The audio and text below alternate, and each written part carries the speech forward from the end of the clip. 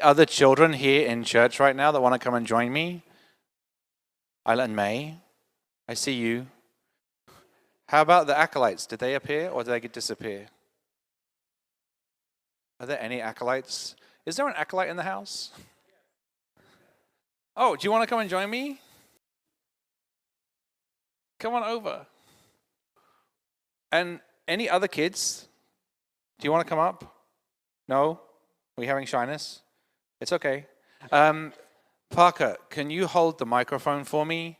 Because I have to go get Noah. Is that okay? Here we go.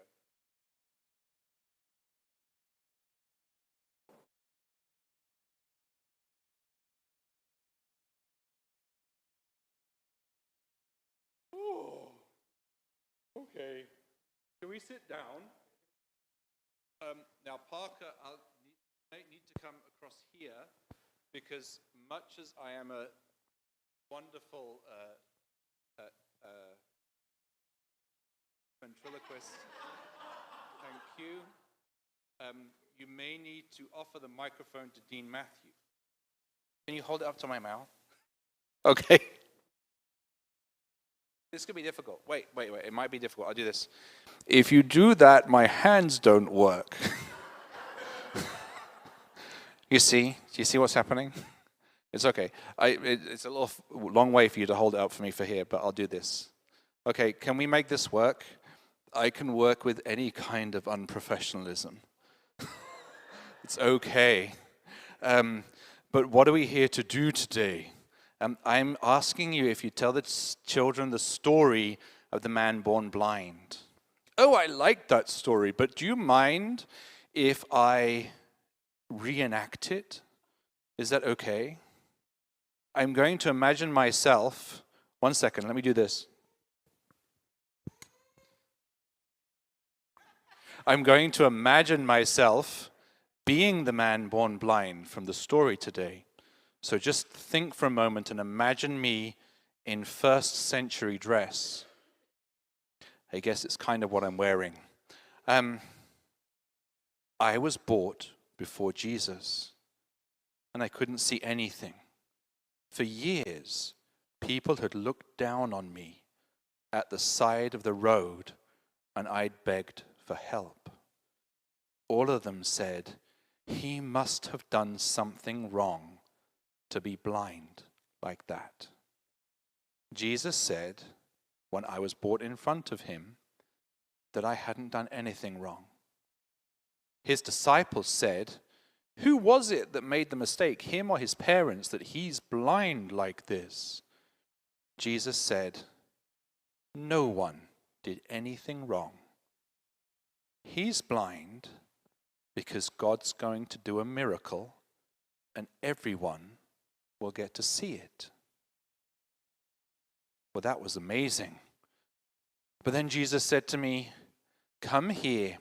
And he bent down and he did something strange. He kind of worked up a bit of spit in his mouth. You know the way that sometimes people do? It was kind of gross.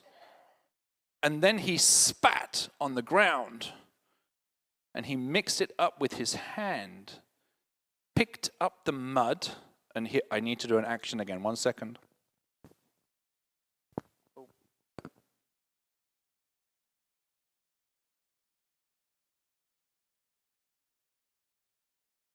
He smeared the mud all over my eyes and then said, go and wash in the pool of Siloam.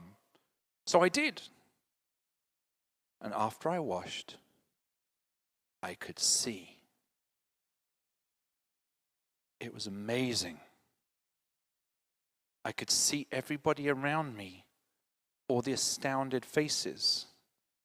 And then crowds started to gather, and leaders started to gather, and they said, how did this happen?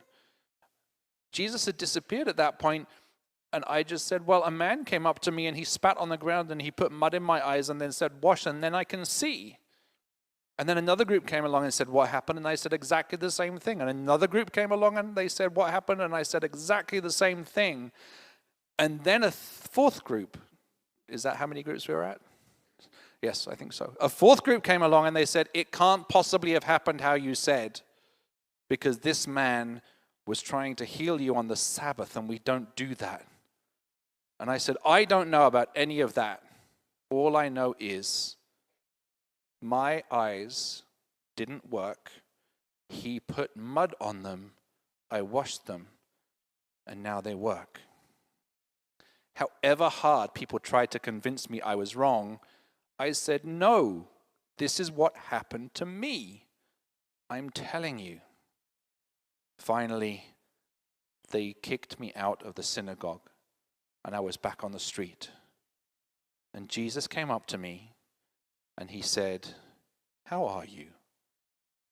I said, well, I can see. And he said, do you believe in the Son of Man? And I said, I don't know who that is, so I can't believe in him. And he said, it's me. I'm the Son of Man. And I said, I believe. And I bowed down and worshipped him. For years, I've been thinking about what happened. And I realized that lots of people were trying to tell me that what God was doing in my life wasn't real. But it was. And some people around me saw it and noticed it. And they were changed by it. I want to tell you a secret. Sometimes, well actually all of the time, God works in all of our lives. God changes us, shows us we're loved. And as we become different and tell other people about it, some of them aren't going to believe it. But if you just tell people your story of how God's loved you, nobody can tell you you're wrong. And in the end, some people will believe and they will see God in your life. And you will have changed the world. Because I did. Thank you for listening so much.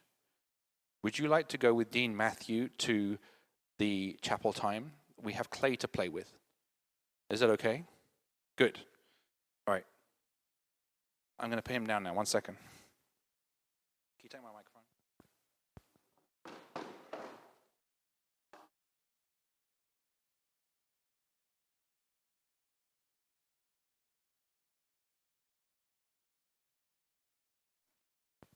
Say bye. Yeah, bye-bye, Noah. Bye, Noah.